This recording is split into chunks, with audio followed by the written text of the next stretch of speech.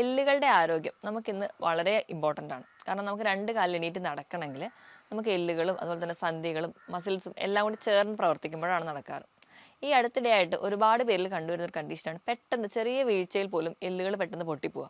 ബാത്റൂമിലൊന്ന് തെന്നി വീഴുമ്പോൾ നടുവിന് ഫ്രാക്ചർ ആവുക, അല്ലെങ്കിൽ ചെറിയൊന്ന് വണ്ടിയിൽ നിന്നൊക്കെ സ്ലിപ്പായി ഒന്ന് വീണാൽ തന്നെ കൈത്തണ്ടയൊക്കെ പെട്ടെന്ന് പൊട്ടിപ്പോകുന്ന ഒരു കണ്ടീഷൻ.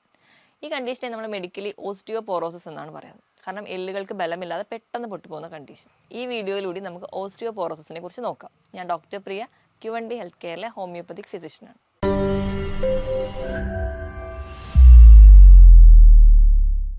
എന്താണ് ഓസ്റ്റിയോപോറോസിസ്? ഓസ്റ്റിയോപോറോസിസ് എന്ന് പറഞ്ഞിട്ടുണ്ടെങ്കിൽ നമ്മുടെ സന്ധികളൊക്കെ ഉണ്ടാക്കിയിരിക്കുന്ന അല്ലെങ്കിൽ നമ്മുടെ എല്ലുകളൊക്കെ ഉണ്ടാക്കിയിരിക്കുന്ന കോശങ്ങൾക്ക് ഉണ്ടാവുന്ന വീക്ക്നസ്. കൂടുതലും ഈ ഒരു കോശങ്ങൾ എന്ന് പറഞ്ഞാൽ പ്രധാനമായിട്ടും കാൽസ്യം, ഫോസ്ഫറസ് പോലെയുള്ള ധാതുക്കൾ കൊണ്ടാണ് ഉണ്ടാക്കിയിരിക്കുന്നത്. അല്ലെങ്കിൽ അവരാണ് ഇവിടുത്തെ പ്രധാന ആൾക്കാർ. അപ്പം നമ്മുടെ പല കാരണം നമ്മുടെ ജീവിതശൈലിയിലുള്ള മാറ്റങ്ങൾ കൊണ്ടോ അല്ലെങ്കിൽ നമുക്ക് പല പോഷകക്കുറവ് കൊണ്ടോ പല കാരണങ്ങൾ കൊണ്ട് കൃത്യമായിട്ട് നമ്മുടെ ശരീരത്തിൽ കാൽസ്യം അല്ലെങ്കിൽ ഫോസ്ഫറസ് പോലെയുള്ള ധാതുക്കൾ എത്താതെ വരികയും അപ്പം അത് ദുർബലവരാവുകയും അത് പെട്ടെന്ന് പൊട്ടിപ്പോവുകയും ചെയ്യും. അപ്പം നോർമലി നമുക്കറിയാം, നമ്മൾ കഴിക്കുന്ന ഭക്ഷണത്തിൽ നിന്ന് പല രീതിയിൽ നമുക്ക് കാൽസ്യം കിട്ടുന്നുണ്ട്. പ്രധാനമായിട്ട് നമ്മൾ പാല്, മുട്ട ഇവയൊക്കെ കഴിക്കുമ്പോൾ നമ്മുടെ ശരീരത്തിൽ കാൽസ്യം കിട്ടും. അപ്പം നോർമലി ചെയ്യുന്നതെന്ന് വെച്ചിട്ടുണ്ടെങ്കിൽ നോർമലി നമ്മുടെ ബ്ലഡിൽ ഒരു മിനിമം കാൽസ്യം ലെവൽ വേണം. അത് മെയിൻറ്റെയിൻ ചെയ്യും. അതിൽ കൂടുതൽ കാൽസ്യം വരുമ്പം ഇത് എല്ലുകളിൽ പോയി അടിയുകയാണ് ചെയ്യുക. അതുപോലെ തന്നെ എപ്പോഴാണോ നമ്മുടെ രക്തത്തിൽ കാൽസ്യത്തിൻ്റെ ലെവൽ കുറയുക, ആ സമയം തൊട്ട് നമ്മുടെ എല്ലുകളിൽ നിന്ന് ഈ കാൽസ്യം ബ്ലഡിലേക്ക് വലിച്ചെടുക്കുകയും ചെയ്യും. അപ്പോൾ നമുക്ക് ആവശ്യത്തിന് ബ്ലഡിൽ കാൽസ്യം വരാത്തത് വരുമ്പോഴാണ് കൂടുതലും എല്ലിൽ നിന്ന് വലിച്ചെടുക്കുകയും അത് വീണ്ടും എല്ല് വീക്കായിവാൻ കാരണമാവുകയും അങ്ങനെ എല്ല് ദുർബലരാവുകയും പെട്ടെന്ന് പൊട്ടിപ്പോവുകയും ചെയ്യും. അപ്പോൾ ഈ ഒരു കാരണങ്ങളാണ് പ്രധാനമായും പറയുന്നത്. ഈ എല്ലിൻ്റെ ഉള്ളിലുള്ള മജ്ജ അല്ലെങ്കിൽ മാട്രിക്സ് എന്ന് പറയുന്നത് പ്രധാനമായിട്ടും ഒരു 30 വയസ്സ് വരെയാണ് അതിൻ്റെ ഒരു കംപ്ലീറ്റ് ഡെവലപ്മെൻറ്റ് നടക്കുന്നത്. അപ്പോൾ ഈ ഒരു പ്രായത്തിൽ നമുക്ക് എന്തെങ്കിലുമൊക്കെ ഉണ്ടാകുന്നത്, അതായത് നമ്മൾ ജനിച്ചു തൊട്ട് ഒരു 30 വയസ്സ് വരെ നമുക്ക് എന്തെങ്കിലും പോഷകക്കുറവോ അല്ലെങ്കിൽ മറ്റു പല കാരണങ്ങളും മറ്റു അസുഖങ്ങൾ കൊണ്ട് കൃത്യമായിട്ടൊരു കാൽസ്യം നമ്മുടെ ശരീരത്തിൽ കിട്ടാതെ വരുന്നത് കൊണ്ടാണ് കൂടുതലായിട്ടും ഇന്ന് ഓസ്റ്റിയോപോറോസിസ് എന്ന് പറയുന്ന ഒരു കണ്ടീഷൻ ഉണ്ടാകുന്നത്. നമുക്ക് ഓസ്റ്റിയോപോറോസിസ് ഉണ്ടാവാനുള്ള കാരണങ്ങൾ എന്തൊക്കെയാണെന്ന് നോക്കാം. ഒന്നാമത് അമിതവണ്ണം തന്നെയാണ്. അമിതവണ്ണം മറ്റു പല ജീവിതശൈലി രോഗങ്ങൾക്ക് ഒരു കാരണമാകുന്നത് പോലെ തന്നെ ഓസ്റ്റിയോപോറോസിസിന് കാരണമാകുന്നുണ്ട്. കാരണം ആവശ്യത്തിന് അമിതവണ്ണം എന്ന് പറയുമ്പോൾ നമുക്ക് നല്ല ഭക്ഷണങ്ങൾ കഴിച്ചിട്ടായിരിക്കണമില്ല ഈ ഒരു അമിതവണ്ണം വന്നത്. നമ്മൾ ഹൈ കലോറി ആയിട്ടുള്ള ഒരുപാട് മധുര പലഹാരങ്ങളും പാനീയങ്ങളും ഒക്കെ കഴിച്ചിട്ടായിരിക്കും കൂടുതൽ പേർക്ക് ഈ അമിതവണ്ണം ഉണ്ടാകുന്നത്. ഇങ്ങനെ അധികമായിട്ട് ഈ ഹൈ കലോറി ഫുഡായിട്ടുള്ള മധുര പലഹാരങ്ങൾ, പാനീയങ്ങൾ, കാർബണേറ്റഡ് ആയിട്ടുള്ള ഡ്രിങ്ക്സ്, കോഫി ഇതൊക്കെ കൂടുതൽ കഴിക്കുന്ന സമയത്ത് നമ്മൾ കഴിക്കുന്ന ഭക്ഷണത്തിൽ നിന്നുള്ള കാൽസ്യം കറക്റ്റായിട്ട് നമ്മുടെ ശരീരത്തിൽ എത്താതെ ഇരിക്കുകയും കാരണം ആ ഒരു കറക്റ്റായിട്ട് കാൽസ്യം അബ്സോർപ്ഷൻ നടക്കാതെ വരികയും ചെയ്യും. അപ്പോൾ ഇങ്ങനെ ഇത് ഒരു കാരണമായതുകൊണ്ട് തന്നെ വേണ്ട രീതിയിൽ കാൽസ്യം എത്തുന്നില്ല. പിന്നെ നമ്മുടെ ജീവിതശൈലി എന്ന് പറയുമ്പോൾ നമ്മൾ കൃത്യമായിട്ട് വ്യായാമമൊന്നുമില്ല. ഇപ്പം നമ്മുടെ ഒരു വീട്ടിലെ തന്നെ ഒരു റൂമിൻ്റെ വാതിൽ നല്ലപോലെ തുറക്കുന്നില്ല, അല്ലെങ്കിൽ എന്നും ഉപയോഗിക്കാതിരുന്ന് കഴിഞ്ഞാൽ കുറച്ച് കഴിയുമ്പോൾ തുറക്കുമ്പോൾ ഒരു സൗണ്ട് കേൾക്കും.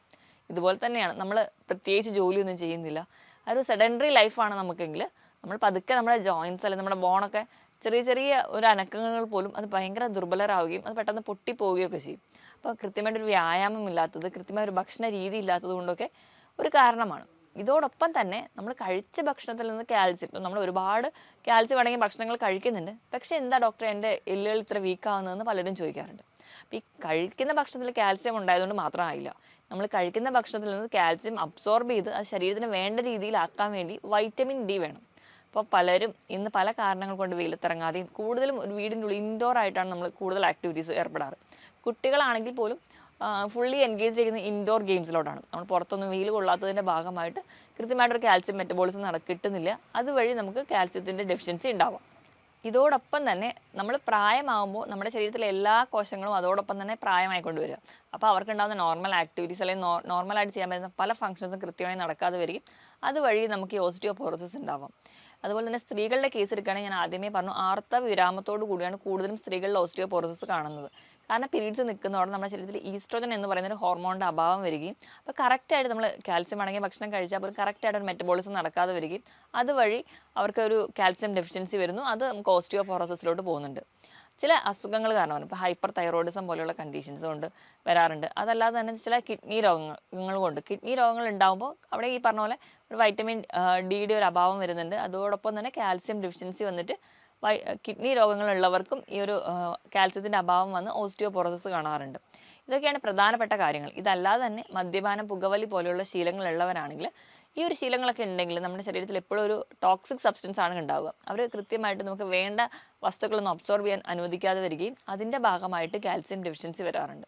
ഇപ്പോൾ ഈ ഓസ്റ്റിയോപോറോസിസ് അല്ലെങ്കിൽ കാൽസ്യം ഡെഫിഷ്യൻസി പ്രധാനമായിട്ടും പ്രൈമറി ആയിട്ടും സെക്കൻഡറി ആയിട്ടും നമുക്ക് ഡിവൈഡ് ചെയ്ത് പറയാം.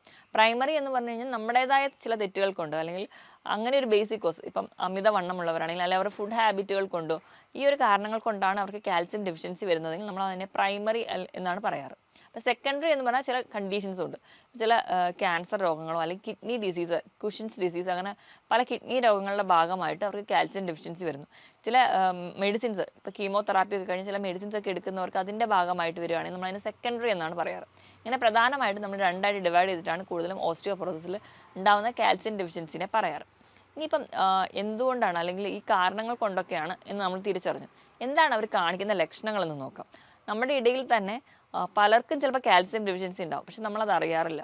ചിലപ്പോൾ നമ്മളൊന്ന് വീണ് കൈൻ്റെ എല്ലൊക്കെ പൊട്ടുക, അല്ലെങ്കിൽ ഇങ്ങനെ അത് 1-2-3 തവണ അത് റിപ്പീറ്റ് ആകുമ്പോഴായിരിക്കും നമ്മൾ ബ്ലഡ് കാൽസ്യം ലെവലൊക്കെ നോക്കുക, അല്ലെങ്കിൽ ബോണ്ട് ഡെൻസിറ്റി ഒക്കെ നമ്മൾ നോക്കാറ്. അപ്പം അതിന് മുൻപ് തന്നെ ചിലപ്പോൾ നമ്മുടെ ശരീരം തന്നെ ഒരുപാട് ലക്ഷണങ്ങൾ കാണിക്കാറുണ്ട്. ഇപ്പോൾ കാൽസ്യം ഡെഫിഷ്യൻസി ഉള്ള ഒരാൾക്കാണെങ്കിൽ അല്ലെങ്കിൽ ആ ബോണുകളൊക്കെ വീക്കായിട്ടുള്ള ഒരാളാണെങ്കിൽ അവർക്ക് പൊതുവേ എന്തെങ്കിലും വസ്തുക്കൾ എടുക്കണമെങ്കിൽ ആ ഒരു കൈക്ക് ബലമില്ലാത്ത പോലെ തോന്നാറുണ്ട്. ഭയങ്കര ഒരു ക്ഷീണം, മൊത്തത്തിൽ നമ്മുടെ ശരീരത്തിന് ഒരു ക്ഷീണം, ഒരു ഉന്മേഷക്കുറവ്, ഒരു ജോലിയിലൊന്നും ഏർപ്പെടാൻ താല്പര്യമില്ല, ഉറക്കത്തിന് പറ്റുന്നില്ല, പക്ഷേ ഭയങ്കര ക്ഷീണമായിരിക്കും. ഈ ഒരു ലക്ഷണങ്ങളൊക്കെ ആദ്യമേ കാണിക്കും. അതോടൊപ്പം തന്നെ അവരുടെ എല്ലുകളും പല്ലുകളും ഒക്കെ ഭയങ്കര വീക്കായിരിക്കും. എല്ല് പല്ലും നഖവും ഒക്കെ ഉണ്ടാക്കിയിരിക്കുന്നത് കാൽസ്യം കൊണ്ടാണ്. അപ്പം നഖത്തിലൊക്കെ നോക്കിയാൽ വിണ്ട് കീറൽ കാണാം, നഖം പെട്ടെന്ന് പൊട്ടിപ്പോകുന്നതായിട്ട് കാണാറുണ്ട്. കുട്ടികളുടെയൊക്കെ ഒരു കേസിലാണെങ്കിൽ ചിലപ്പം ആ ഒരു കൃത്യമായിട്ട് കാൽസ്യം അടങ്ങിയ ഭക്ഷണങ്ങൾ കഴിക്കാത്ത കുട്ടികളാണെങ്കിൽ അവർക്ക് ആ ഒരു വിളർച്ചയോടൊപ്പം തന്നെ അവർക്ക് നഖം പെട്ടെന്ന് പൊട്ടിപ്പോവുക, നഖത്തിൽ ഡിസ്കളറേഷൻ, നഖം വിണ്ട് കീറുക പോലെയുള്ള ലക്ഷണങ്ങൾ ആദ്യമേ കാണിക്കാറുണ്ട്. അതോടൊപ്പം തന്നെ മസിൽസിന് ഭയങ്കര പെയിൻ പറയാറുണ്ട്. സന്ധികൾക്ക് വേദന, ചിലപ്പോൾ പല സന്ധി വേദന അല്ലെങ്കിൽ ജോയിൻറ്റ് പെയിനും നമ്മൾ സന്ധിവാതമാണ് അല്ലെങ്കിൽ വാതരോഗങ്ങളാണ് എന്ന് വിചാരിച്ച് നോക്കുമ്പോൾ ചിലപ്പോൾ അവിടെ കാൽസ്യം ഡെഫിഷ്യൻസി ആയിരിക്കും. അപ്പോൾ നമ്മൾ കാൽസ്യം അടങ്ങിയ ഭക്ഷണം കൊടുക്കുകയോ അല്ലെങ്കിൽ കാൽസ്യം സപ്ലിമെൻറ്റ്സ് തന്നെ കഴിക്കുകയാണെങ്കിൽ ഒരു പരിധി വരെ കുറയ്ക്കാൻ പറ്റും. അപ്പം കൂടുതലും ഈ ഒരു ക്ഷീണം, കഴുത്തിനുണ്ടാവുന്ന വേദന, പിന്നെ ഈ എല്ലുകൾ പെട്ടെന്ന് പൊട്ടിപ്പോകുന്നതോടൊപ്പം എല്ലുകൾക്ക് പെട്ടെന്ന് തേയ്മാനം വരാറുണ്ട്. അപ്പോൾ തേയ്മാനം വരുമ്പോൾ നമ്മുടെ നടുവിൻ്റെ ഇടയിലുള്ള കശേരുകളുടെ ഇടയിൽ കാണുന്ന ഡിസ്കുകൾക്ക് തേയ്മാനം വരും. ഒരു 1/2 ഇഞ്ച് വരെ ആ ഒരു ഡിസ്കുകൾ തേഞ്ഞു പോകാമെന്നാണ് പറയുന്നത്. അതിൻ്റെ ഭാഗമായിട്ട് ചെറിയ രീതിയിലൊക്കെ നമുക്ക് പൊക്കക്കുറവ് കാണാറുണ്ട്.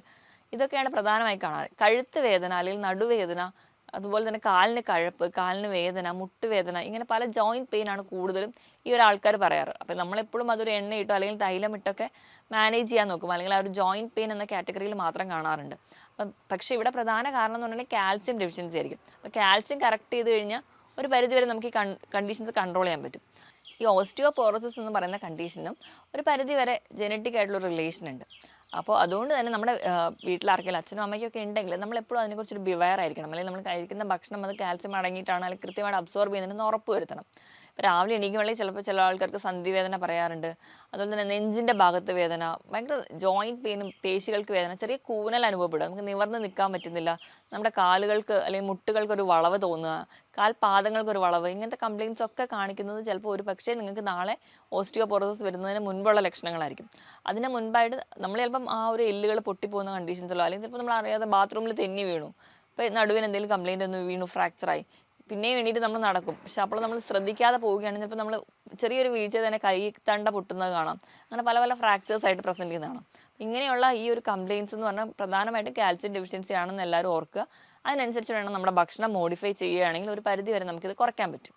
ഓസ്റ്റിയോപോറോസിസ് ഒക്കെ ആവുന്നതിന് മുൻപ് തന്നെ നമ്മുടെ ശരീരം കാണിക്കുന്ന ചെറിയ ചെറിയ ലക്ഷണങ്ങൾ, ഇപ്പോൾ നഖത്തിലുണ്ടാകുന്ന വിണ്ടുകീറലോ അല്ലെങ്കിൽ പൊട്ടലോ, റെക്കറൻ്റ് ആയിട്ട് നഖം പോയി വരിക, അങ്ങനെയൊക്കെ നിൽക്കുകയാണെങ്കിൽ നമ്മളത് ഡോക്ടറെ തന്നെ കൺസൾട്ട് ചെയ്യാൻ വേണ്ടി ശ്രദ്ധിക്കുക.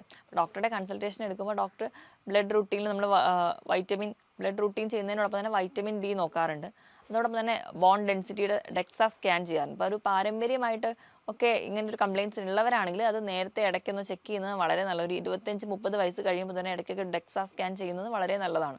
നോർമലി അതിൻ്റെ ഒരു റേറ്റ് എന്ന് പറഞ്ഞിട്ടുണ്ടെങ്കിൽ 0 ലെവലിലാണ് നോർമലായിട്ടുള്ള ആൾക്കാരിൽ നിൽക്കാറ്.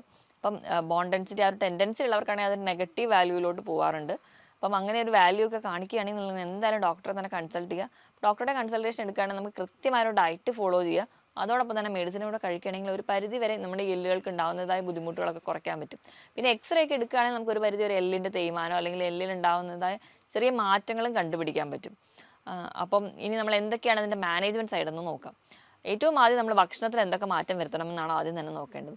നമുക്ക് എല്ലാവർക്കും അറിയാം കാൽസ്യം കുറയുക അല്ലെങ്കിൽ കാൽസ്യം വേണമെന്ന് പറയുമ്പോൾ നമ്മൾ ആദ്യമേ പറയുന്നത് പാലും മുട്ടയും കഴിച്ചാൽ മതി, അതങ്ങ് മാറിക്കോളും, അല്ലെങ്കിൽ കാൽസ്യം ഡെഫിഷ്യൻസി ഒക്കെ മാറിക്കോളും. പക്ഷെ നമ്മൾ ഓർക്കേണ്ടത് ഒരു ദിവസം നമുക്ക് വേണ്ട കാൽസ്യം ലെവൽ എന്ന് പറഞ്ഞാൽ 1 ഗ്രാമാണ്. അപ്പം നമ്മളൊരു ഗ്ലാസ് പാൽ കുടിച്ചു കഴിഞ്ഞാൽ അതിനകത്ത് 100 മില്ലിഗ്രാം മാത്രമേ പാലിൽ നിന്ന് കിട്ടുന്നുള്ളൂ. അപ്പം നമുക്ക് 1 ഗ്രാം വേണ്ടടുത്ത് 1 ഗ്ലാസ് പാൽ കുടിച്ചു കഴിഞ്ഞാൽ ഒരിക്കലും ആ ഒരു കാൽസ്യം ഡെഫിഷ്യൻസി മാറില്ല. അപ്പോൾ നമുക്കത് കൃത്യമായിട്ട് മാറണമെങ്കിൽ നമ്മൾ ഒരു ദിവസം ഒരു 1-1.5 ലിറ്ററോളം പാൽ കുടിക്കണം. അതെന്തായാലും നമുക്ക് പോസിബിൾ അല്ലാത്തത് കൊണ്ടും അല്ലെങ്കിൽ അത് കഴിച്ച് കഴിഞ്ഞാൽ നമുക്ക് മറ്റു ഗുണങ്ങളൊന്നും കിട്ടുന്നില്ലാത്തത് കൊണ്ടും പാല് മാത്രം കൊണ്ട് നമുക്ക് കാൽസ്യം ഡെഫിഷ്യൻസി മാറില്ല. പാലിനോടൊപ്പം തന്നെ അല്ല അതിനേക്കാളും കൂടുതൽ കാൽസ്യം റിച്ച് ആയിട്ടുള്ള പല ഭക്ഷണങ്ങളും നമ്മുടെ ഇടയിലുണ്ട്. പക്ഷെ നമ്മളത് വേണ്ട രീതിയിൽ കഴിക്കാത്തതുകൊണ്ടാണ് നമുക്ക് ഈ ഒരു ഡെഫിഷ്യൻസി വരുന്നത്. പാല് നിങ്ങൾക്ക് കഴിക്കാം. ഇപ്പോൾ മുട്ട കഴിക്കുകയാണെങ്കിൽ ഒരു 100 ഗ്രാം മുട്ട എടുക്കാൻ അതിനകത്ത് 50 മില്ലിഗ്രാം മാത്രമാണ് കാൽസ്യം അടങ്ങിയിട്ടുള്ളത്. അപ്പോൾ നിങ്ങൾ പാലും മുട്ടയൊക്കെ കഴിക്കുന്നതിനോടൊപ്പം തന്നെ നിങ്ങൾ വളരെ പ്രധാനമായിട്ട് ധാന്യങ്ങൾ കഴിക്കേണ്ട ഒന്നാണ് റാഗി അല്ലെങ്കിൽ മുത്താറി. അതിൽ ഭയങ്കരമായിട്ട് കാൽസ്യം അയൺ ഒക്കെ റിച്ച് ആണ്. അതുകൊണ്ട് തന്നെയാണ് നമ്മൾ 6 മാസം അല്ലെങ്കിൽ ഫീഡിങ് ടൈം തുടങ്ങുമ്പോൾ തന്നെ കുട്ടികൾക്ക് ആ ഒരു റാഗി കൊടുക്കുന്നത്. കാരണം അതിൽ ഒരു 100 ഗ്രാമൊക്കെ എടുക്കുകയാണെങ്കിൽ ഒരു 340 മില്ലിഗ്രാമോളം അതിൽ കാൽസ്യം ഉണ്ട്. അപ്പോൾ ആ ഒരു ഏജ് തൊട്ടേ നമ്മളത് ആ ഒരു ടൈം തൊട്ടേ നമ്മളത് ഫീഡ് ചെയ്യുന്നുണ്ടെങ്കിൽ അത് കാൽസ്യം നമുക്ക് അത്രയും ഇമ്പോർട്ടൻ്റ് ആണ് നമ്മുടെ എല്ലുകളുടെയും പല്ലുകളുടെയും ഒക്കെ വളർച്ചയ്ക്ക് വേണ്ടിയിട്ട്. അപ്പം ഇതോടൊപ്പം തന്നെ ഇലക്കറികൾ കഴിക്കുന്നത് വളരെ നല്ലതാണ്. ഇലക്കറികൾ എന്ന് പറയുമ്പോൾ നമുക്ക് മുരിങ്ങയില, ചീരയിലയിൽ തന്നെ പൊന്നാങ്കണ്ണി ചീര, അഗസ്ത്യ ചീര, സ്വർണ്ണച്ചീര, അങ്ങനെ പല ചീരകളും പല ഇലക്കകളും കിട്ടാറുണ്ട്. ഇവയെല്ലാം നിങ്ങൾ തോരൻ വെച്ച് കഴിക്കുക. മാറി മാറി നിങ്ങൾക്ക് അത് കഴിക്കുന്നത് നിങ്ങൾക്ക് നല്ല രീതിയിൽ കാൽസ്യം ലെവൽ കൂടാൻ വേണ്ടി സഹായിക്കും. നമ്മളെ വീട്ടിലുള്ള കറിവേപ്പില, നമ്മൾ കറികളൊക്കെ ആണെങ്കിലും അത് എടുത്ത് പുറത്ത് കളയുന്ന കറിവേപ്പില പോലും കാൽസ്യം റിച്ച്ഡ് ആണ്. അപ്പം നമ്മൾ കഴിക്കുന്നില്ല, കുട്ടികളത് കഴിക്കാൻ മടിയാണെങ്കിൽ നമ്മൾ കറികളൊക്കെ അത് അരച്ച് ചേർക്കുകയാണെങ്കിൽ ഒരു പരിധി വരെ നമുക്കത് ശരീരത്തിൽ എത്തുകയും നമ്മൾ വീട്ടിൽ അതുപോലെ തന്നെ മല്ലിയില ഇതിലൊക്കെ കാൽസ്യം റിച്ച്ഡ് ആണ്. അപ്പോൾ ഇതൊക്കെ കുറച്ച് അരച്ച് ചേർത്ത് കഴിക്കുകയാണെങ്കിൽ ഒരു പരിധി വരെ നമുക്ക് കാൽസ്യം ഡെഫിഷ്യൻസി കൺട്രോൾ ചെയ്യാൻ പറ്റും. ഇനി ഇതോടൊപ്പം തന്നെ ചെറിയ മത്സ്യങ്ങൾ, മത്തി അല്ലെങ്കിൽ നെത്തോലി പോലെയുള്ള ചെറിയ ചെറിയ മത്സ്യങ്ങൾ കഴിക്കണമെങ്കിൽ അതിൽ നിന്ന് കാൽസ്യം കിട്ടും. ഇപ്പം നട്ട്സിൻ്റെ കേസ് എടുക്കുകയാണെങ്കിൽ ബദാം, നിലക്കടല, വാൽനട്ട്, കശുവണ്ടി ഇതിലൊക്കെ കാൽസ്യം അടങ്ങിയിട്ടുണ്ട്. അപ്പോൾ ഇതിൽ നിന്നൊക്കെ നമുക്ക് കിട്ടാൻ ചാൻസ് ഉണ്ട്. അപ്പം പാലും മുട്ടയും മാത്രമായി കൺട്രോൾ ചെയ്യാതെ ഇവയെല്ലാം നിങ്ങൾ കഴിക്കാൻ വേണ്ടി ശ്രദ്ധിക്കണം. അതോടൊപ്പം തന്നെ ഫ്രൂട്ട്സിലും ധാരാളം കാൽസ്യം അടങ്ങിയ ഫ്രൂട്ട്സ് ഉണ്ട്. നമ്മുടെ നാട്ടിലെ കാണുന്ന മൾബറി ഇതിലൊരു 39 മില്ലിഗ്രാമെങ്കിലും അതിൽ കാൽസ്യം അടങ്ങിയിട്ടുണ്ട്. ഇപ്പോൾ ഫ്രൂട്ട്സിൽ ഏറ്റവും കൂടുതലായിട്ട് പറയുന്നത് മൾബറിയിലാണ്. പേരയ്ക്ക, പപ്പായ ഇവയിലെല്ലാത്തിലും കാൽസ്യം അടങ്ങിയിട്ടുണ്ട്. ചെറിയ ശതമാനമാണെങ്കിലും നമ്മൾ കുറച്ച് കഴിക്കുകയാണെങ്കിൽ അതിൽ നമുക്ക് ശരീരത്തിൽ ഒരു പരിധി വരെ കാൽസ്യം കിട്ടുന്നുണ്ട്. അപ്പോൾ ഏറ്റവും നല്ലതായിട്ട് നമ്മൾ തിരഞ്ഞെടുത്ത് കൊടുക്കേണ്ടതെന്ന് വെച്ചിട്ടുണ്ടെങ്കിൽ കുട്ടികൾക്ക് എല്ലാവർക്കും ഒരു ചെറിയ പ്രായത്തിൽ തന്നെ റാഗി ശീലിപ്പിക്കാൻ നോക്കുക. അപ്പോൾ റാഗി കുറുക്കായിട്ട് കഴിക്കാൻ ബുദ്ധിമുട്ടുള്ള കുട്ടികളാണെങ്കിൽ നമുക്ക് പൊടിച്ചിട്ട് അത് ബാക്കി നമ്മൾ പുട്ടുണ്ടാക്കുന്നതിൻ്റെ കൂടെ ആഡ് ചെയ്ത് കൊടുക്കുക, അല്ലെങ്കിൽ ദോശ ഉണ്ടാക്കുമ്പോൾ ആ മാവിൻ്റെ കൂടെ റാഗിയുടെ പൊടി ആഡ് ചെയ്ത് കഴിക്കുക. അപ്പോൾ അങ്ങനെയൊക്കെ ചിലപ്പോൾ പല രീതിയിൽ റാഗി എത്തുകയും അപ്പോൾ നമുക്ക് അയണും അതോടൊപ്പം തന്നെ കാൽസ്യം ഡെഫിഷ്യൻസി ഒരു പരിധി വരെ നമുക്ക് കുറയ്ക്കാൻ പറ്റും. ഈ പറഞ്ഞ ഭക്ഷണത്തിനോടൊപ്പം തന്നെ നിങ്ങൾക്ക് മുതിര അതുപോലെ തന്നെ പാലിൻ്റെ ഉൽപ്പന്നങ്ങളായിട്ടുള്ള ചീസ്, തൈര് ഇവയൊക്കെ നിങ്ങൾക്ക് കാൽസ്യം റിച്ച് ആണ്. ഇതൊക്കെ നിങ്ങൾ സ്ഥിരമായിട്ട് കഴിക്കുകയാണെങ്കിൽ നമുക്ക് ഒരു ചെറുപ്പം മുതൽ ഇതൊക്കെ നമ്മൾ കൊടുക്കുകയാണെങ്കിൽ ഒരു 30 വയസ്സ് വരെയാണ് നമ്മുടെ എല്ല് ഒരു ബോണ്ട് മാട്രസ് ഫോം ചെയ്യുന്നത്. അപ്പോൾ ആ ഒരു ടൈമിൽ നിങ്ങൾക്ക് കൃത്യമായിട്ട് എത്തുകയാണെങ്കിൽ ഒരു പരിധി വരെ നിങ്ങൾക്ക് കാൽസ്യം ഡെഫിഷ്യൻസി കുറയ്ക്കാൻ പറ്റും. ഇനി ഇതോടൊപ്പം തന്നെ ചെറിയ മത്സ്യങ്ങൾ, നട്ട്സ് ഒക്കെ കഴിക്കുകയാണെങ്കിലും ഒരു പരിധി വരെ നിങ്ങൾക്ക് കാൽസ്യം ഡെഫിഷ്യൻസി കുറയ്ക്കാൻ പറ്റും. ഇനി നമ്മൾ കാൽസ്യം അടങ്ങിയ ഭക്ഷണം മാത്രം കഴിച്ചതുകൊണ്ട് കൃത്യമായിട്ട് ഇതിൻ്റെ ഒരു അബ്സോർഷൻ നടക്കണമെന്നില്ല. അതിനോടൊപ്പം തന്നെ നമുക്ക് വൈറ്റമിൻ ഡി വളരെ അത്യാവശ്യമാണ്. അപ്പം ഒരു ദിവസമെങ്കിലും നിങ്ങളൊരു 10 മിനിറ്റെങ്കിലും അതിന് വേണ്ടി ടൈം സ്പെൻഡ് ചെയ്യാം.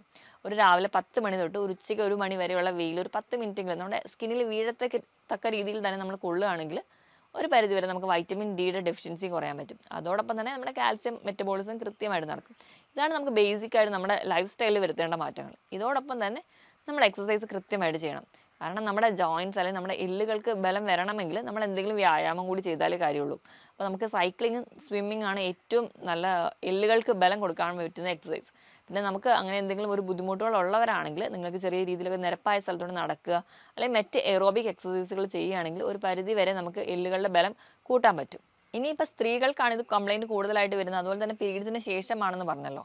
അപ്പം ആ ഒരു ഈസ്ട്രോജൻ ഡെഫിഷ്യൻസി ഉള്ളവരാണെങ്കിൽ അതുകൂടി പ്രോപ്പർ ചെയ്യാൻ വേണ്ടിയിട്ട് നിങ്ങൾക്ക് ചേന, സോയാബീൻ പോലെയുള്ള ഈസ്ട്രോജൻ കണ്ടന്റ് ആയിട്ടുള്ള ഭക്ഷണങ്ങൾ കഴിക്കാവുന്നതാണ്. അപ്പോൾ നിങ്ങൾക്ക് ഒരു പരിധി വരെ നിങ്ങളുടെ ശരീരത്തിൽ ലോസ് ഉണ്ടായിട്ടുള്ള ഈസ്ട്രോജൻ്റെ ലെവൽ നിങ്ങൾക്ക് ഒരു പരിധി വരെ മെയിൻറ്റെയിൻ ചെയ്യാൻ പറ്റും. അതുവഴി നമുക്ക് കാൽസ്യം മെറ്റബോളിസം കൃത്യമായിട്ട് നടത്താനും പറ്റും.